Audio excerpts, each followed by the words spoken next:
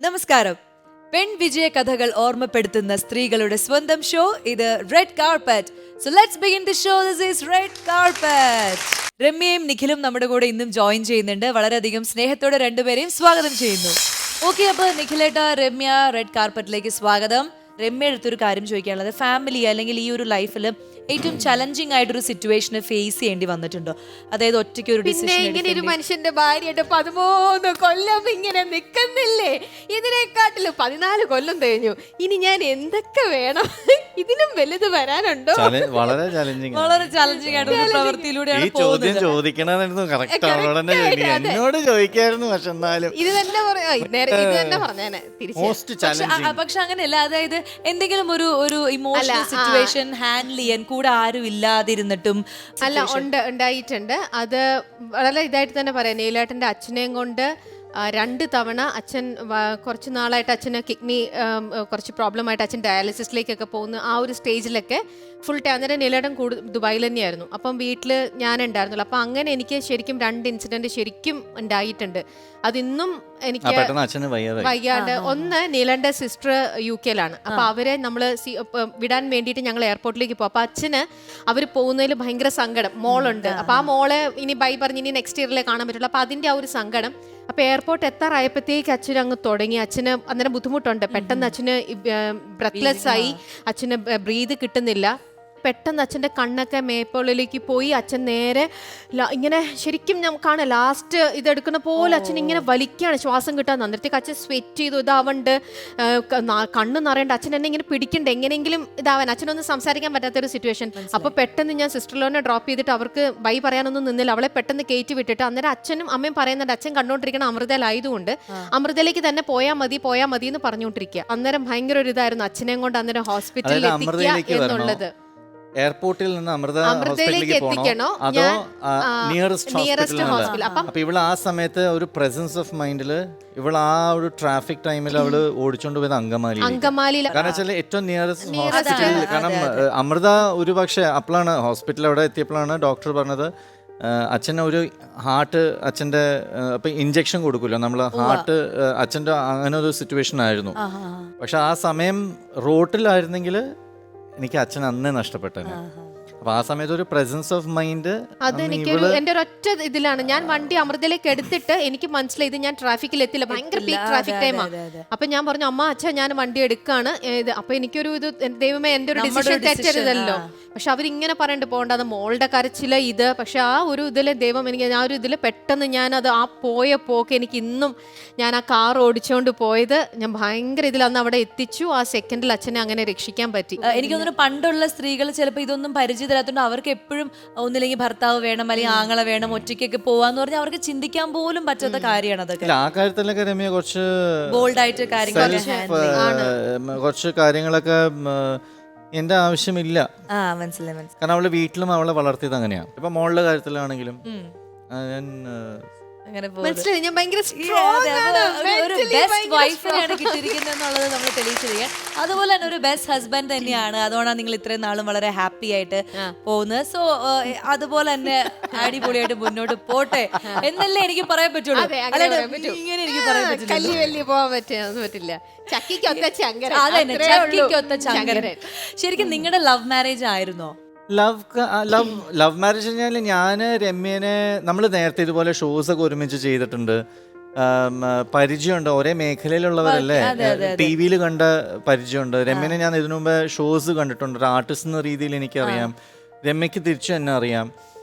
നമ്മൾ ഷോസ് ഒരുമിച്ച് ചെയ്തിട്ടുണ്ട്. അപ്പോൾ ഒരു ഘട്ടം വന്നപ്പോൾ അതൊരു ഫ്രണ്ട്ഷിപ്പിൻ്റെ ലെവലിലേക്ക് പോയി. ആ ഫ്രണ്ട്ഷിപ്പ് ലെവൽ വന്നപ്പോൾ എനിക്ക് ഇവിടെ മനസ്സിലാക്കി കഴിഞ്ഞപ്പോൾ എനിക്ക് തോന്നി, ഞാൻ കുറച്ച് സെൽഫിഷായിട്ട് ചിന്തിച്ചു, എനിക്ക് പറ്റിയ ഒരാളാണ് അവളെന്നുള്ളത്. കാരണം നേരത്തെ പറഞ്ഞല്ലോ, മണ്ടത്തരങ്ങൾ, പൊട്ടത്തരങ്ങൾ, എനിക്ക് കറക്റ്റ് ഇതാണ്. ഞാൻ എടുക്കുക. ഞാൻ എന്ത് ചെയ്താലും അവൾ അറിയില്ലല്ലോ. അപ്പോൾ എനിക്ക് അത് ഈസി ആണല്ലോ ഹാൻഡിൽ ചെയ്യാൻ. അങ്ങനെ നമ്മൾ വിചാരിച്ച, അതായത് നമ്മളിപ്പോ കുഞ്ചാക്കോ ബോബൻ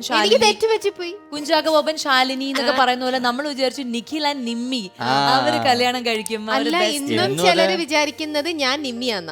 ചിലർ കണ്ടിട്ട് നിഖിൽ നിമ്മി അല്ലേ എന്നും പറഞ്ഞോണ്ട് ഞാൻ പറഞ്ഞു ഞാൻ നിമ്മി അല്ല ഞാൻ ചിലർ അങ്ങനെയാണ് നിഖിലും നിമ്മിയും ആണ് ഞങ്ങൾ ഒരുപാട് കാണാറുണ്ട്. കാരണം രണ്ടുപേര് രമ്യയും ആങ്കർ ആയതുകൊണ്ട് ആ ഒരു കൺഫ്യൂഷൻ വരാൻ ചാൻസ് ഉണ്ട്. ഇവിടെ നിർത്തിയോണ്ട് ചോദിച്ചിട്ടുണ്ട് വൈഫ് നിമ്മിക്ക് സുഖല്ലേ എന്നൊക്കെ. അപ്പൊ ഞാൻ ഇതാണ് വൈഫ്, ഇതാണ് വൈഫ്. അങ്ങനെ ചോദിച്ചിട്ടുണ്ട് ഞാൻ. അങ്ങനെയും സംഭവമുണ്ട്. പക്ഷെ നമ്മൾ അങ്ങനെ വിചാരിച്ചു, പക്ഷെ അങ്ങനെ സംഭവിച്ചില്ല. ചില പേഴ്സ് അങ്ങനെയാണല്ലോ. നിമ്മിക്ക് വിവരമുള്ളതുകൊണ്ട് നിമ്മി എപ്പോഴേ രക്ഷപ്പെട്ടു. നിമ്മി നല്ല വിവരമുള്ള ഒരാളെ കല്യാണം കഴിച്ച് സമാധാനമായിട്ട് ദുബായില് സുഖമായിട്ട് ജീവിക്കുന്നു. ഞാൻ എപ്പോഴും നിമ്മിയുടെ അടുത്ത് പറയും ഇങ്ങനെ പറയുമ്പോ നിമ്മി ഇങ്ങനെ വേണ്ടിയിരുന്നില്ല എന്നോട് നിമ്മി എന്നോട് പറയും നിനക്ക് അത് തന്നെ വേണമെന്ന്.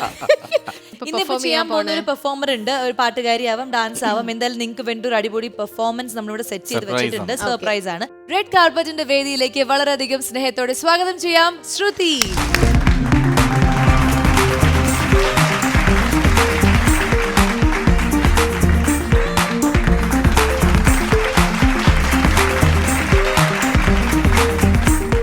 കാർപ്പറ്റിലേക്ക് സ്വാഗതം. നല്ല ഹാപ്പി ആയിട്ടാണ് ശ്രുതി ഇറങ്ങി വന്നത്. അത് കണ്ടപ്പോൾ തന്നെ ഞങ്ങളുടെ ഒരു എനർജി കൂടി. അപ്പൊ പറയൂ, വീണയാണ് ശ്രുതിയുടെ മെയിൻ ഐറ്റം. വീണയാണ്. വീണാനാദം കേൾക്കാൻ പോവാണ് നമ്മൾ എല്ലാവരും അല്ലെ? അപ്പൊ എത്ര നാളായി വീണ പഠനമായിട്ട് മുന്നോട്ട് പോകുന്നു? വീണ 7 വർഷമായിട്ട്. അപ്പോ ഈ വീണ അല്ലാതെ വേറെ വീണ, പാട്ട് ഇതൊന്നും അല്ലാണ്ട് വേറെ എന്തെങ്കിലും ഇൻസ്ട്രുമെന്റ്സ് പഠിക്കാൻ ആഗ്രഹം തോന്നിയിട്ടുണ്ടോ? വേറെ ഏതെങ്കിലും ഇൻസ്ട്രുമെന്റ്സിനോട് ഒരു ഇഷ്ടമുണ്ടോ? പഠിച്ചിട്ടുണ്ടോ? പഠിച്ചിട്ടുണ്ട് എന്നുവെച്ചാൽ പഠിച്ചതല്ല, സ്വന്തമായിട്ട് പഠിച്ചതാണ്. കസു എന്നും പറഞ്ഞൊരു ഇൻസ്ട്രുമെന്റ്. പഠിക്കാനായിട്ടൊന്നും അങ്ങനെ പോയിട്ടില്ല. അപ്പൊ അത് എന്തെങ്കിലും കണ്ടുപഠിച്ചതാണോ? അതെയോ? അത് ഞാൻ ഡിഗ്രിക്ക് പഠിക്കുമ്പോ ഒരു ചേട്ടൻ സ്റ്റേജിൽ പെർഫോമൻസ് ചെയ്യണ കണ്ടിട്ടുണ്ടായിരുന്നു. അപ്പൊ ഞാൻ വിചാരിച്ചു ഇതെങ്ങനെയായിരിക്കും, ഊതി നോക്കാനും പറ്റുന്നില്ല. അപ്പൊ ഞാൻ മനസ്സിൽ വിചാരിച്ചു എങ്ങനെയായിരിക്കും ഇത് പാടാൻ അറിയാന്നുള്ളവർക്ക് കുറച്ചുകൂടെ ഈസി ആണെന്ന് കേട്ടിട്ടുണ്ട്. അപ്പൊ എങ്ങനെയായിരിക്കും മോഡ്യൂൾ ഒരുപാട് യൂസ്ഫുൾ ആവുന്ന ഒരു ഇൻസ്ട്രുമെന്റ്. Okay okay. അപ്പൊ അത് ചെറിയ എന്താണ് അതിന്റെ ഒരു ഷേപ്പ് എങ്ങനെയാണ് കൊണ്ടുവന്നിട്ടുണ്ടോ? കൊണ്ടുവന്നു. അപ്പൊ ഇതാണ് ആ സംഭവം ഇങ്ങനെ എല്ലാരും കാണിച്ചു. നമ്മുടെ കസു എന്ന് പറയുന്ന ഇൻസ്ട്രുമെന്റ് ഇത്ര വളരെ ചെറിയൊരു ഇൻസ്ട്രുമെന്റ് ആണ്, അതിൽ നിന്നാണ് ആ സൗണ്ട് വരുന്നത് അല്ലെ? എന്തെങ്കിലും ഒരു പാട്ട് അതിലൂടെ.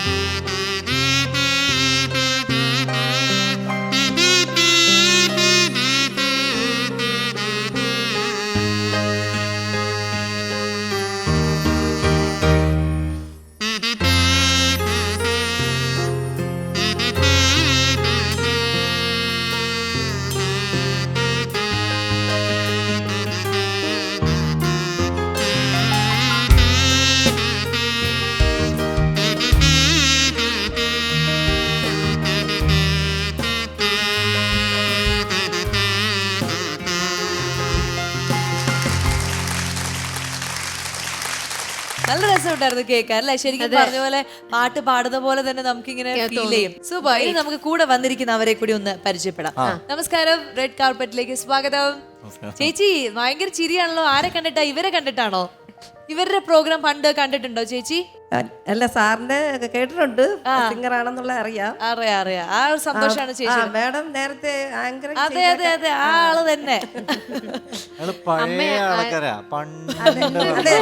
സാറിന്റെ പാട്ട് കേട്ടപ്പോഴേ ആ പഴയ കാലത്തേക്ക് ഇങ്ങനെ പോവുകയായിരുന്നു. ചേച്ചി സ്കൂളിൽ പഠിക്കുമ്പോഴോ അല്ലെങ്കിൽ അങ്ങനെയൊക്കെ നിന്നപ്പോഴായിരിക്കും ചിലപ്പോൾ. അതെ, ഇപ്പത്തെ പാട്ടിന്റെ പേര് ചേച്ചി പറഞ്ഞല്ലേ? ഇപ്പൊ പാടിയ പാട്ട് ഇൻഡയറക്റ്റ് പറയണത് ഒന്നും മനസ്സിലാവുന്നില്ല. കുട്ടി കുറച്ച് ട്രെയിനിങ് കുറച്ച് വേണം. പോകുന്നുണ്ട് എന്തായാലും. ചേച്ചിയുടെ പേര് പറഞ്ഞില്ല. പേര്? എന്റെ പേര് സുഗന്ധി. സുഗന്ധി. ഓ, അത് ശരി. ഇതാരാണ്? ചേട്ടനാണോ? ഹായ് ചേട്ടാ. പേര്? രാഹുൽ. രാഹുലിന് ഇതേപോലെ കസു പോലെ വേറെ എന്തെങ്കിലും പുതിയ സാധനങ്ങൾ കണ്ടുപിടിച്ച് പഠിക്കണം എന്ന് ആഗ്രഹം തോന്നിയിട്ടില്ല? ഇല്ല. രാഹുലിന് പിന്നെ എന്താണ് ആഗ്രഹം? ഇപ്പൊ ഞാൻ വെബ് ഡിസൈൻ കമ്പനിയിൽ വർക്ക് ചെയ്യാണ്. എവിടെ? വെബ് ഡിസൈനിങ് കമ്പനിയിൽ വർക്ക് ചെയ്യുന്നു. ശരി, അപ്പൊ ഹാപ്പി ആയിട്ട് പോകുന്നു.